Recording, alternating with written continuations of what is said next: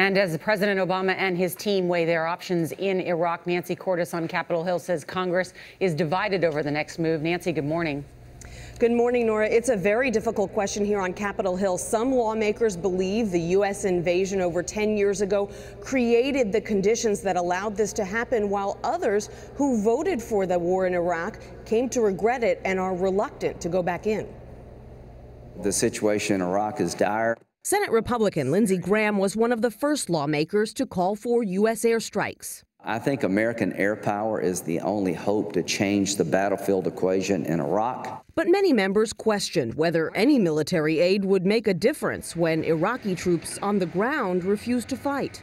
I don't think there's any appetite in our country for us to become engaged in any more military activity in Iraq. At a meeting with the Australian Prime Minister, President Obama said his national security team is looking at all military options. I don't rule out anything because we do have a stake in making sure that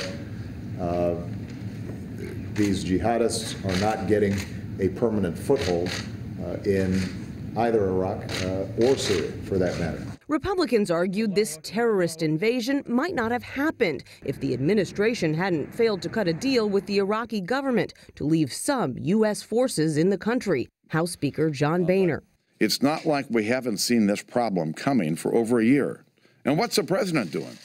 Taking a nap. Do you think the U.S. should be launching airstrikes? And if not, what should the U.S. do? Well, I think what we should do is to provide the equipment and the technical assistance that the Iraqis have been asking for.